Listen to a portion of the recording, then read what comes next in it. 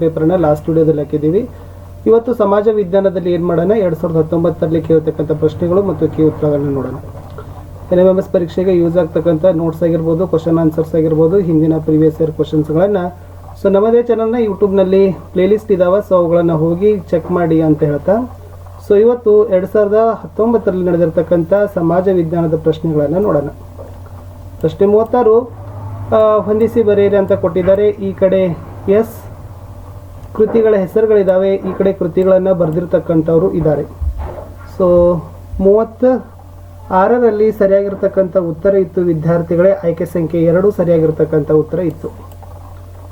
Next, ಲೇಖನ ಕಲೆಯನ್ನು ಕಂಡುಹಿಡಿಯೋದಕ್ಕೂ ಮೊದಲಿನ ಕಾಲವನ್ನು ಏನಂತ ಕರೀತಿದ್ರು ಅಂತ ಕೇಳಿದರೆ ಅದನ್ನು ಪ್ರಾಗೈತಿಹಾಸಿಕ ಕಾಲ ಅಂತ ಕರೀತಾರೆ. ಉತ್ತರ ಋಗ್ವೇದದ ಕಾಲದಲ್ಲಿ ಅರಣ್ಯವನ್ನು ಸುಟ್ಟು ಹಾಕಿದರ ಉದ್ದೇಶ ಏನು ಅಂತ ಕೇಳಿದರು. ಕೃಷಿಗೆ ಅನುಕೂಲಕರವಾದ ಭೂಮಿಯನ್ನು ಸೃಷ್ಟಿಸುವ ಸಲುವಾಗಿ. 39 ಕೆಳಗಿನ ವಾಕ್ಯಗಳಲ್ಲಿ ಮೆಸೊಪೊಟೇಮಿಯಾ ನಾಗರಿಕತೆಗೆ ಸಂಬಂಧಿಸಿದ ಹೇಳಿಕೆಯನ್ನು ಗುರುತಿಸಿ ಕೇಳಿದರೆ. 3ನೇದಿದೆ 2 ನದಿಗಳ ನಡುವಿನ ಕಣಿವೆ ಪ್ರದೇಶ ಅಂತಕ್ಕಂಥದ್ದು ರೈಟ್ ಆನ್ಸರ್. 40ರಲ್ಲಿ ಹೇಳಿಕೆಗಳನ್ನು ಪರಿಶೀಲನೆ ಮಾಡೋದಿದೆ. ಹೇಳಿಕೆಗಳನ್ನು ಪರಿಶೀಲಿಸಿದ ನಂತರ ಎ ಮತ್ತು ಬಿ ಎರಡೂ ಸರಿ ಮತ್ತು ಎಗೆ ಬಿ ಯು ಸರಿಯಾದ ಕಾರಣವಾಗಿದೆ ಅಂತಕ್ಕದ್ದನ್ನು ಬರಿಬೇಕಿತ್ತು. ಜೈನ ಧರ್ಮಕ್ಕೆ ಸಂಬಂಧಿಸಿದ ಹೇಳಿಕೆಗಳನ್ನು ಕೇಳಿದ್ದಾರೆ. ಅದರಲ್ಲಿ ಆಯ್ಕೆ 1 ಇದೆ ನೋಡಿ, 5 ಪ್ರತಿಜ್ಞೆ ನಡವಳಿಕೆ 3 ನಿಯಮ ಬೋಧಿಸಿತು, ಅದು ಸರಿ ಇದೆ. ಎಸ್, ಈ ನಕಾಶೆಯಲ್ಲಿ ತೋರಿಸಿರೋ ಸಾಮ್ರಾಜ್ಯವನ್ನು ಗುರುತಿಸಿರಂತೆ ಕೇಳಿದ್ರು. ಇದೆಲ್ಲ ಸಾಮ್ರಾಜ್ಯ ಯಾರಿಗೆ ಸಂಬಂಧಪಟ್ಟದಪ್ಪ ಅಂತಂದ್ರೆ ಅದು ಮೌರ್ಯ ಸಾಮ್ರಾಜ್ಯಕ್ಕೆ ಸಂಬಂಧವನ್ನು ಪಟ್ಟಿರ್ತಕ್ಕಂಥದ್ದು.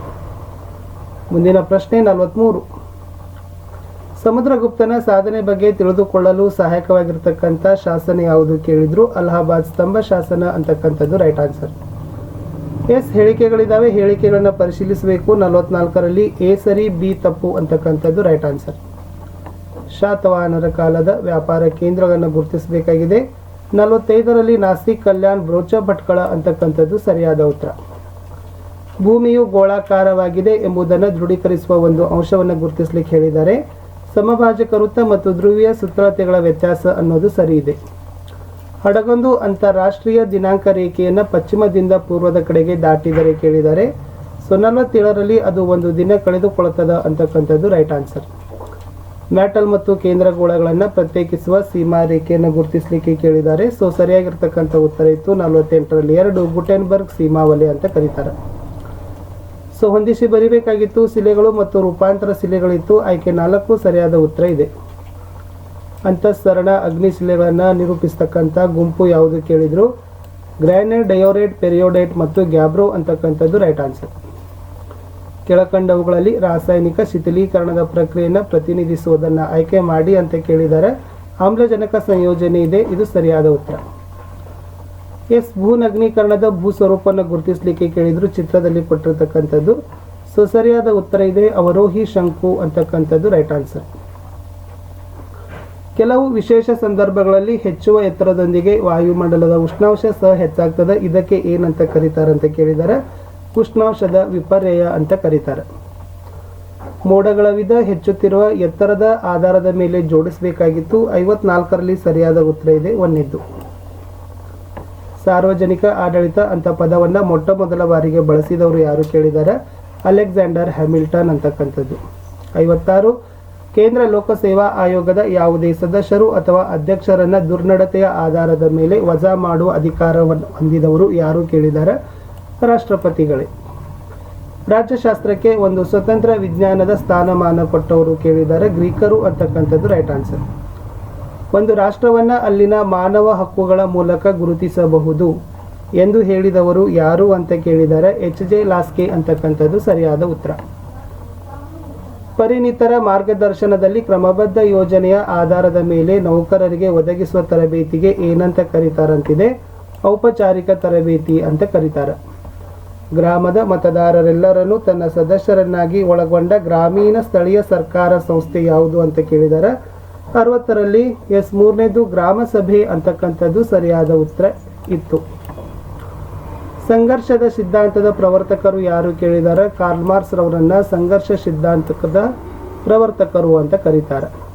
ಕಲ್ಚರ್ ಅಂತ ಪದ ಮೂಲತಃ ಕೂಲರ್ ಅಂತಕ್ಕಂಥ ಪದದಿಂದ ಬಂದದ. ಇದು ಯಾವ ಭಾಷೆ ಪದ ಅಂತ ಕೇಳಿದ್ರು. ಸೊ ಲ್ಯಾಟಿನ್ ಅಂತಕ್ಕಂಥದ್ದು ರೈಟ್ ಆನ್ಸರ್. ಸಾಮಾಜಿಕ ಸಂಸ್ಥೆಗಳಲ್ಲಿ ಸಂಬಂಧಿಸಿದಂತೆ ಈ ಕೆಳಗಿನವುಗಳಲ್ಲಿ ಒಂದು ಅಲಿಖಿತ ನೀತಿ ನಿಯಮ ಆಗಿದೆ ಅಂತ ಕೇಳಿದ್ದಾರೆ. ನೈತಿಕ ಮೌಲ್ಯಗಳೇ ಸರಿಯಾಗಿರ್ತಕ್ಕಂಥ ಉತ್ತರ ಇತ್ತು. ಗಡಿಯಾರದ ಮಾರಾಟವು ಕೆಳಗಿನ ಒಂದು ಆರ್ಥಿಕ ಚಟುವಟಿಕೆ ಆಗಿದೆ ಅಂತ ಕೇಳಿದ್ದಾರೆ. ವಿತರಣೆ ಅಂತಕ್ಕಂಥದ್ದು ಸರಿಯಾದ ಉತ್ತರ ಇತ್ತು. ರಾಷ್ಟ್ರೀಯ ಆದಾಯವನ್ನು ಇದರಿಂದ ವಿಭಾಗಿಸಿದಾಗ ತಲಾ ಆದಾಯ ದೊರಕ್ತದ ಅಂತ ಕೇಳಿದ್ದಾರೆ. 65ರಲ್ಲಿ ಸರಿಯಾದ ಉತ್ತರ ಇದೆ ದೇಶದ ಒಟ್ಟು ಜನಸಂಖ್ಯೆ ಅಂತಕ್ಕಂಥದ್ದು ರೈಟ್ ಆನ್ಸರ್. ರಾಷ್ಟ್ರೀಯ ಆದಾಯಕ್ಕೆ ಅತಿ ದೊಡ್ಡ ಕೊಡುಗೆ ನೀಡುವ ವಲಯ ಯಾವುದು ಅಂತ ಕೇಳಿದ್ದಾರೆ. ಸೇವಾ ವಲಯ ಅಂತಕ್ಕಂಥದ್ದು ಸರಿಯಾದ ಉತ್ತರ. ಭಾರತ ಸರ್ಕಾರವು ಹಲವು ಭೂ ಸುಧಾರಣೆ ಕಾನೂನುಗಳನ್ನು ಜಾರಿಗೊಳಿಸಿದೆ. ಇದರ ಉದ್ದೇಶಗಳು ಏನು ಅಂತ ಕೇಳಿದ್ದಾರೆ. 67ರಲ್ಲಿ ಸರಿಯಾದ ಉತ್ತರ ಇತ್ತು ಗೇಣಿದಾರರಿಗೆ ಹಿಡುವಳಿಯ ಭದ್ರತೆ ಮತ್ತು ಭೂ ಒಡೆತನದ ಹಕ್ಕನ್ನು ಕೊಡೋದು. ಮಾನವರು ಒಂದು ನಿರ್ದಿಷ್ಟ ಪ್ರದೇಶದಲ್ಲಿ ವಾಸಿಸುವುದಕ್ಕೆ ಪ್ರಾರಂಭಿಸಿದ ವಿಕಸನದ ಹಂತಕ್ಕೆ ಏನಂತ ಕರೀತಾರಂತ ಇದೆ. ಅದನ್ನು ಬೇಸಾಯದ ಹಂತ ಅಂತ ಕರೀತಾರೆ. ವ್ಯಾಪಾರದಲ್ಲಿ ಅನೈತಿಕ ವ್ಯವಹಾರ ಪದ್ಧತಿಗಳನ್ನು ತಡೆಯಲು ಸರ್ಕಾರ ರೂಢಿಗೆ ತಂದ ಪದ್ಧತಿ ಯಾವುದು ಅಂತ ಕೇಳಿದ್ದಾರೆ. 69ರಲ್ಲಿ ಮೂರನೇದು ಸಾರ್ವಜನಿಕ ವಿತರಣಾ ಪದ್ಧತಿ ಅಂತಕ್ಕಂಥದ್ದು ಸರಿಯಾದ ಉತ್ತರ ಇತ್ತು. ಸೊ ಈ NMMSನ 2019ರ ಪ್ರಶ್ನೆ ಪತ್ರಿಕೆಯ ಕಡೆಯ ಪ್ರಶ್ನೆಗೆ ಹೋಗೋಕ್ಕಿಂತ ಮುಂಚೆ ದಯಮಾಡಿ ನಮ್ಮ ಒಂದು ಯೂಟ್ಯೂಬ್ ಚಾನಲ್ನಲ್ಲಿ 8ನೇ ತರಗತಿಗೆ ಯೂಸ್ ಆಗ್ತಕ್ಕಂಥ ಸಮಾಜ ವಿಜ್ಞಾನ ಮೌಲ್ಯಾಂಕನ ಪರೀಕ್ಷೆ ಅಷ್ಟೇ ಅಲ್ಲದೆ ನಿಮ್ಮ ಹಿಂದಿ ಸಮಾಜ ವಿಜ್ಞಾನ ವಿಷಯಗಳ ಲೆಸನ್ಗಳ ಕ್ವಶನ್ ಆನ್ಸರ್ಸ್ಗಳಿದಾವೆ. FASA ಎಕ್ಸಾಮ್ ಕ್ವಶನ್ ಪೇಪರ್ಸ್ಗಳಿದಾವೆ. ಅವುಗಳನ್ನು ಸಹಿತ ತಾವುಗಳು ನೋಡ್ಬೋದು ಅಂತ ಹೇಳ್ತಾ, ಸೊ ಇದರದ್ದು ಸರಿಯಾಗಿರ್ತಕ್ಕಂಥ ಉತ್ತರ ಇದೆ A, C ಮತ್ತು D ಅಂತಕ್ಕಂಥದ್ದು ಸರಿಯಾಗಿರ್ತಕ್ಕಂಥ ಉತ್ತರ ಇತ್ತು. ಇದು B1 ಹೊರತುಪಡಿಸಿ ಎಲ್ಲವುಗಳನ್ನು ಏನು ಮಾಡಬೇಕಾಗಿತ್ತು ಸರಿಯಾಗಿರ್ತಕ್ಕಂಥದ್ದೇ ಇತ್ತು. ಸೊ ಫಸ್ಟ್ ಟೈಮ್ ವಿಡಿಯೋವನ್ನು ವಾಚ್ ಮಾಡ್ತಿದ್ರೆ ವಿಡಿಯೋಗೆ ಒಂದು ಲೈಕ್ ಇರಲಿ ಹಾಗೂ ಶೇರ್ ಮಾಡಲು ಮರೆಯದಿರಿ.